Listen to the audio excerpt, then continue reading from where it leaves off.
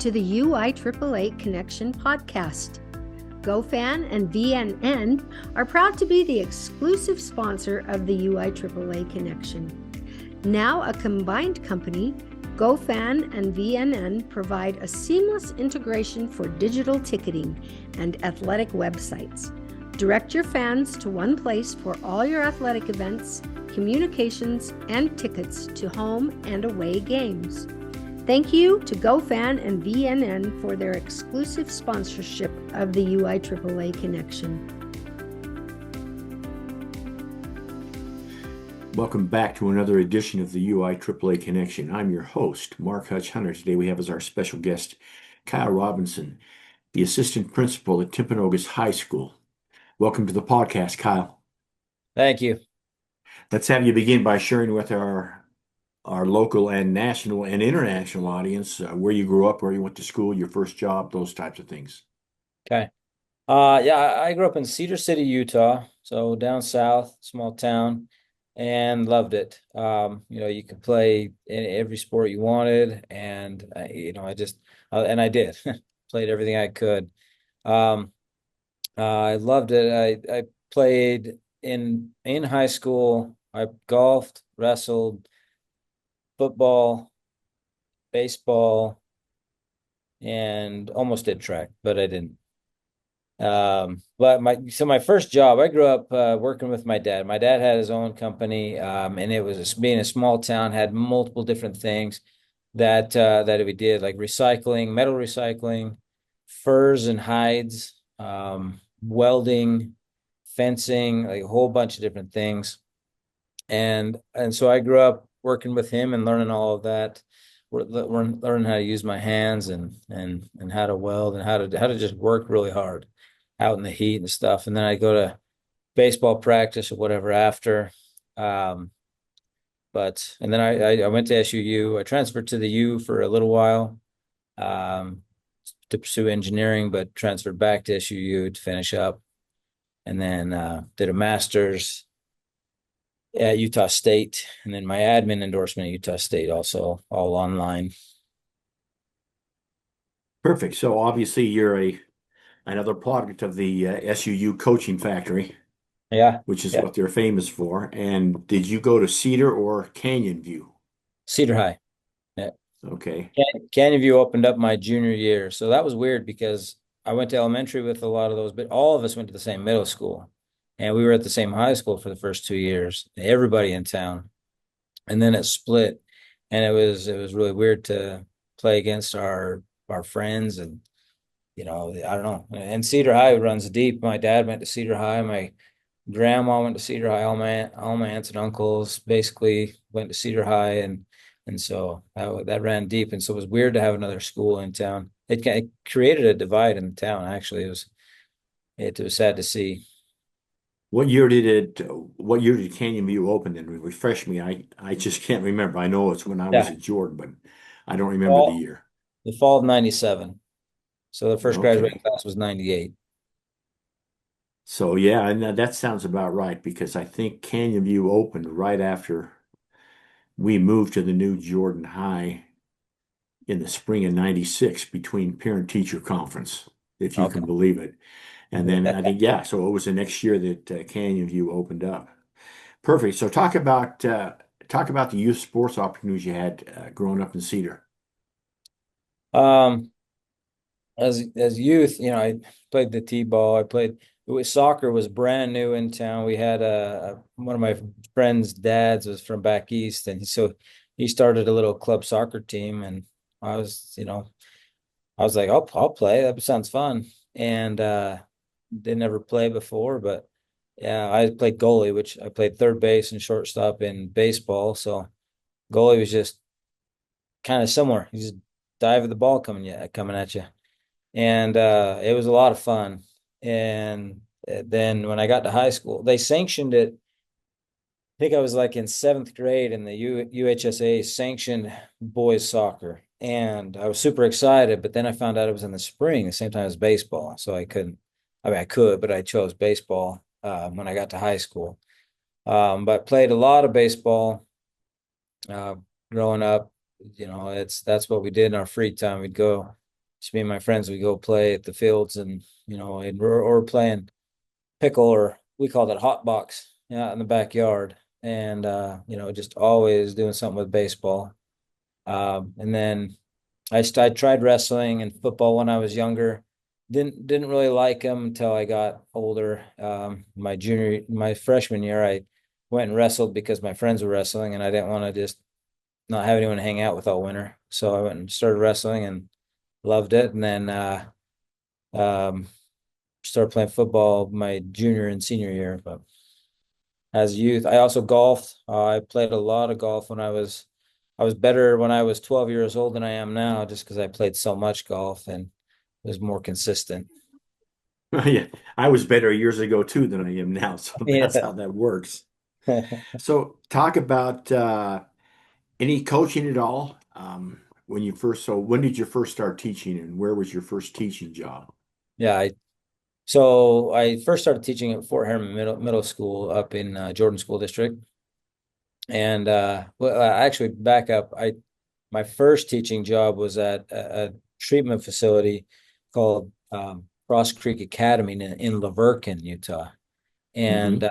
I taught the girls' side. They were all in there for different reasons, for drug problems or just whatever problems. It was a treatment facility, and that really shaped my vision for what I wanted. I mean, these girls were kind of at the low point of their life so far, and trying to dig out, trying to learn different skills and stuff. Math was the last thing on their mind, and I needed to teach them math, and I tried to do that in a way that just lifted their spirits and helped them. Because if you can be successful in the classroom, you can be successful in their therapy and different things. And I taught them that, like, this will give you confidence. You can do this, and I saw some really cool things happen, and that just shaped how I went forward, how I dealt with people in general, not just kids. But it and that's ultimately why I got into administration, just because I wanted to be able to affect more of those struggling kids. After Fort Harriman, where did you teach? Oh, then I went to Lehigh Junior High. Um, and then I started my admin endorsement and got a call. My principal called me in and said, "Hey, how you feel about the high school?" And he said that there was a TAA position at Timpanogos High School, and that they were looking for a half-time math teacher, half-time um, administrator. And I applied for it and got that job, and that was 12 years ago that I started here. And this is actually my second time at Timpanogos. That's a kind of a funny story too. But do you want to hear that story now? Yeah, absolutely. Share it All with right. us. Okay. So I was here for 4 years, and then I had some family members in Southern Utah pass away, grandparents and stuff. And me and my wife just felt this called to go back to Cedar City. And the next day I looked, and so that was a Sunday. And Monday I looked, and there was a job for an athletic director at Canyon View High School. And I applied for it and got it. And this was in end of May or June.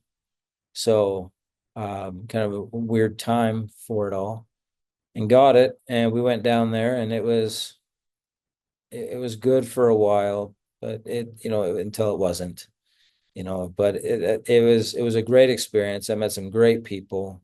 Just there were some things going on, and we said we gotta move. So we moved. We didn't know where we were going, but we said we want our kids to go to Timpanogos High School. They were just going into high school, and so we moved up here for that purpose, so they could come here because we knew it and we loved it, and we love all the people here, and so that's what we did. And then in June, I got a call saying, "Hey, there's an opening at Timpanogos again." So, and then I got my old job back. It was a miracle for sure.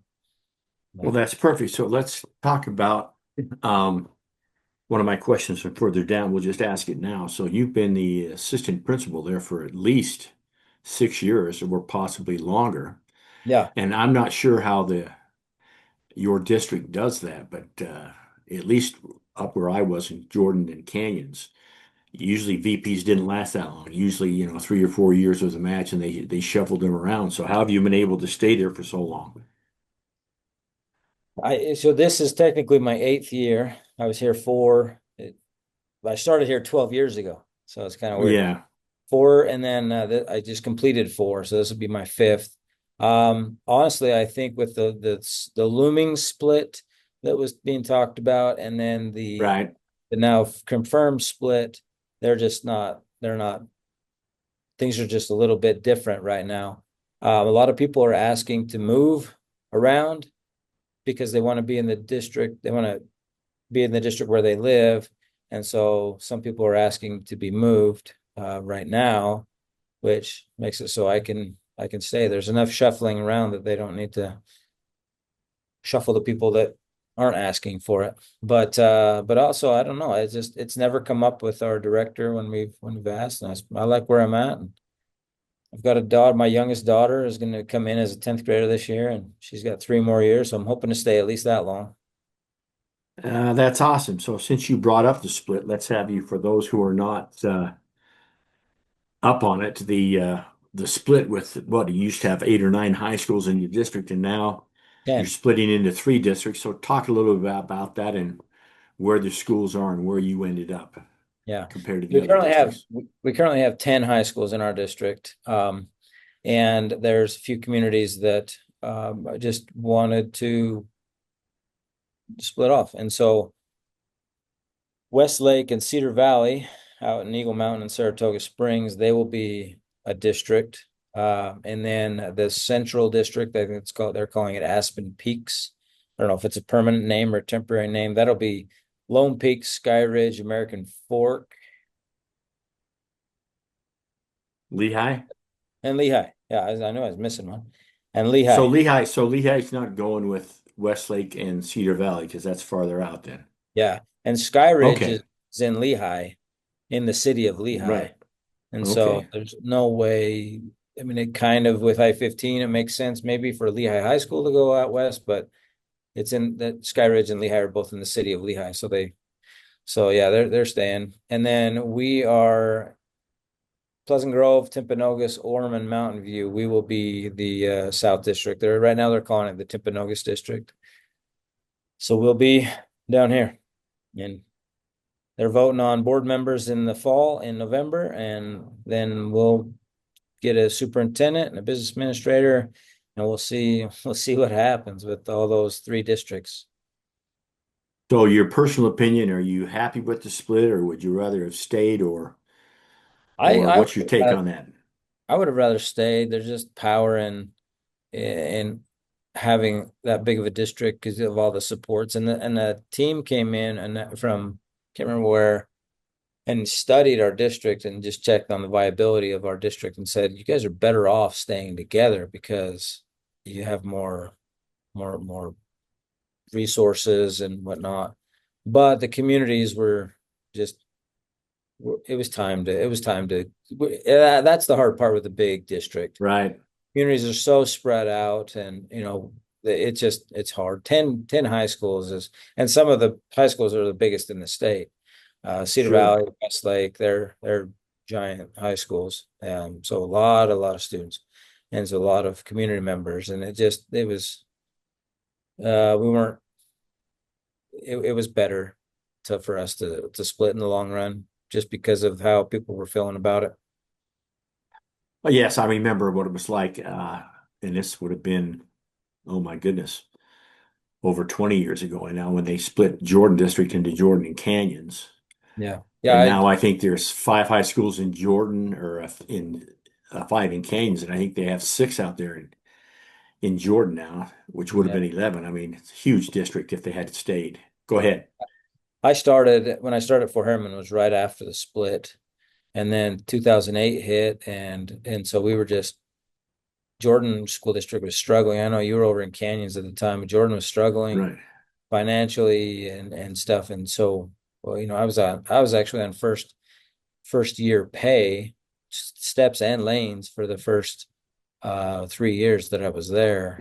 And Wow. I was like, I gotta, I, I like it here, but I gotta go because my family, I can go to Alpine and make have a $10,000 raise, Sure.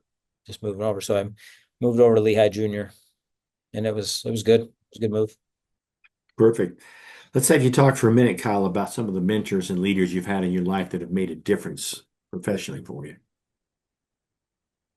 I had so when I was at Lehigh Junior, I had an assistant principal, Brady Rowley. Uh, he he was just awesome. Before I'd had some um, leaders in my life that it just made me think like I don't really want to be a leader because this is how it is. I don't want to do that.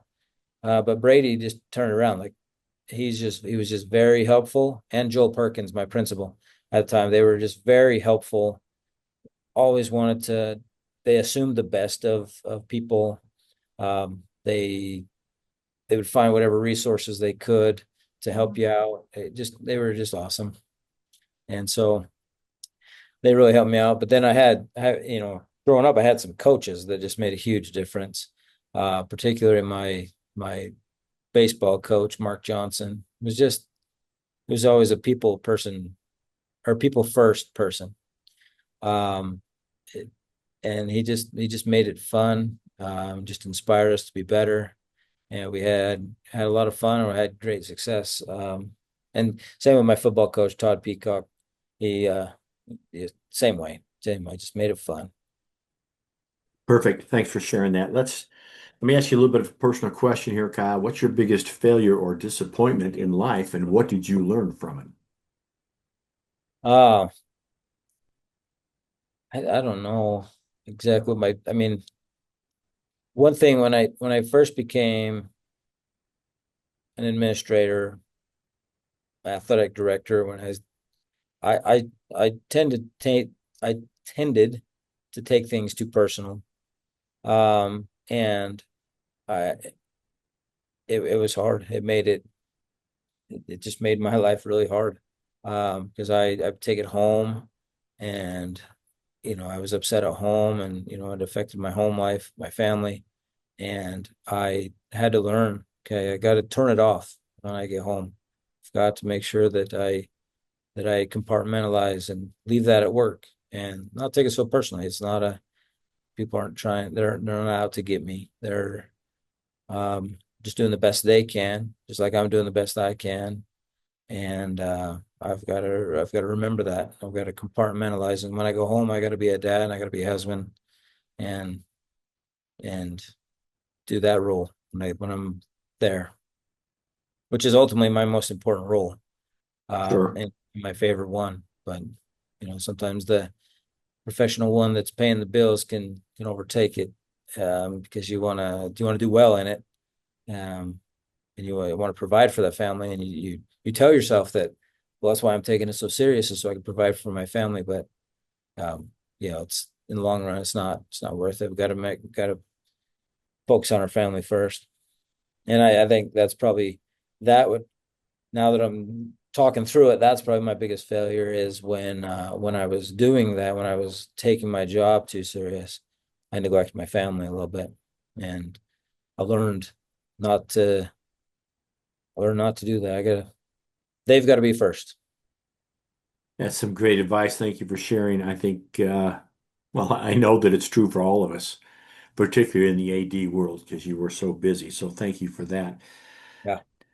Talk about for a minute your journey with the UIAAA. You've been, I know obviously when you were in AD, but now that you're an assistant principal, you've kept up your membership. You still go to the conferences of the assistant principal, Yeah. and so talk about that for a little bit.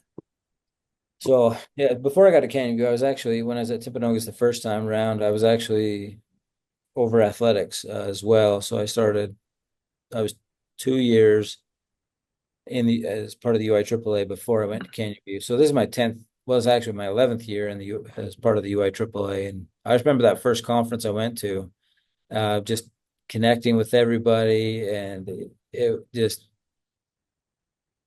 learning different things. I don't know. It was just an amazing network. Everybody, even though we are competing against each other all the time, when we get together, we're on the same team, and I loved that. And so, and it's been good ever since. And the last few years, I've gone to the NIAAA conference, and that's been amazing. And it's been Utah represents really well out there, and it's a lot of fun. Yeah, well then let me ask you a follow-up. So speak then about the recent conference in were you in Austin or the one before that? But That was in Austin, yeah. yeah, so talk about your thoughts about the Austin conference for those who don't get a chance to attend nationally. Yeah. Uh, you go to these classes, and it's you get the best of the best over these different topics, and there's enough topics that in these classes that you can get like really good ideas to help you at your high school, and you take them back and implement them, and I try to go with my AD as well, and so then we can collaborate on different things, and we're gonna do this and this different and this, and really like it, that, and anyway, it's great. I mean, it's fun to get away and stuff, but the content from the conference is awesome. The keynote speakers and everybody, and then you go in that vendor thing, and it's just huge vendor show. You can see anything you want, so it's pretty awesome. The UIAAA conference does a really good job um, mimicking that and or mirroring that, and you know get a lot out of that one as well. Thank you for sharing that, and thanks for the plug for both of the conferences. Let's talk about the job of athletic administration and talk about how it's changed since you first became an AD years ago. Yeah, that's when I first became an AD. It was yeah, I remember in the spring you go sit there on a lawn chair and watch baseball or soccer, and at 3 o'clock, and we were done. We were done at 5:30 or 6, and you went home. Turf it's great. We kids love playing on turf. I wish I could have played on turf. It's fun. It takes a good beating, but what it's done is it's made it so, and with the increase of the sports in the UHSAA, it's just made it so it's like an extended basketball season, where basketball we're there all winter long at night, and then in the spring now we are too, and it's fun. It's just luckily for me, my family loves to be a part of it. So if I'm at work, they're there with me, and my kids sometimes are playing, so I get to be a part of that. But that's been a big change. We've had just a lot more events, a lot more things going on. A lot more for coaches have to do a lot more to get endorsed, to get their not endorsement, but their credentials and stuff to be certified. They've got to do a lot more, and it's harder to find coaches. It's harder for them to find assistants. Um, it's it's changed quite a bit. It's a lot more serious, and it's hard to remind people that we're doing this for fun. Sure. Sports supposed to be fun. Let's have you talk for a minute. What's one common myth about being in athletic administration that you would like to debunk to the general public? Well, but people who aren't in it don't know what we do when they think that, oh, it's easy. I remember even people in administration questioned why we needed a full-time AD. And it's like, if we could have two full-time ADs, that would be great. There's so much going on. Maybe one myth is that maybe that it's easy. It's not Yeah, easy. It's a tough job. There's a lot going on, especially we got 9 sports in the spring, a lot of coordination that you got to do, and then when it rains, it just doubles your work, because you got to reschedule all of them. You got to get them all in the gym. You got to, and so it's a tough job, and you're always on. Seems like your phone's always ringing. Coaches, what during their season, and they they always have ideas. They're always doing stuff to better their teams, and I love it. It means you get a lot of questions, a lot of phone calls, and so it is that's probably one that a myth that it's easy. General public Yeah, doesn't. They just see us there watching games every day. That's all they see, yeah, which sounds fun, but there's a lot more to it. yeah. Some great insight. Thank you for sharing that. What's a favorite part of your job, Kyle? Uh, well, on that note, going to the events, going to the events and watching those kids be successful, or and just watching them perform and seeing them see me there, and supporting them is awesome. I love connecting with kids, and it's a really easy way to do that. Um, I love traveling and seeing the teams on different parts of the state or wherever, and just seeing the memories they're making, because I remember the memories I made when I was in high school playing sports, and yeah, I think that's my favorite part. Well said. Let's finish up with a couple of questions, Kyle. The first one being, you've got two suggestions for a brand new athletic administrator, and they need to follow Kyle's suggestions in order to be a success. What would your two suggestions be? Uh, I think the first one is, like, everyone gets into athletics and administration, and athletic administration for that matter, with a certain goal in mind. They do it. They submit that application for a certain reason, and that's usually because they want to affect change, and they want to be a good influence and be in a position of influence. And sometimes we lose sight of that. And I think we got to always remember that why we got into it. Always remember your why, and that will help guide you, moving forward. And then the other one would be to maintain a balance. I've already talked about that a little bit, but it's a tough job, but you've got other things going on in your life that some are more important. I heard an analogy one time, like, life is about juggling. You're juggling balls, like different balls, and most of them are made of rubber. And if you drop one, it'll bounce back up, and you just keep going. But there are some of them that are made out of glass, and you don't want to drop those. So if you take on too many balls, you can end up dropping one of the most important ones. Or if you lose focus of why you're doing it, then you could drop one. You just have to make sure that you prioritize your all the things going on in your life, and you can make them all work, but you got to have a balance. That is a great analogy. Thank you for sharing that. And we'll finish with this question. Kyle, what question should I have asked you that I failed to ask you? Oh, if anybody wanted to know what's going on with our turf, I don't know if they saw the news or not, but somebody Yeah, burned a bunch of yeah, stuff in the middle of our turf. So now we yeah, and gotta, that's yeah, that's more expensive than just a little harmless plank back when I played when everybody had grass. I mean, right. replacing turf is an Yeah. expensive deal. So So here's what it looks like. Here's what we get to play the first part of the season with. Big green patch right across the wolf's face. So, because it takes a while to get that new patch. So, but absolutely. All right. On that note, then that wraps it up for this edition of the UIAAA Connection. Again, our special guest today has been Kyle Robinson, the assistant principal at Timpanogos High School. Kyle, thank you so much for being on the podcast. yeah, no problem. Thanks, Hutch, for the invite. For our listeners, we hope you tune in again next week for another edition of the UIAAA Connection.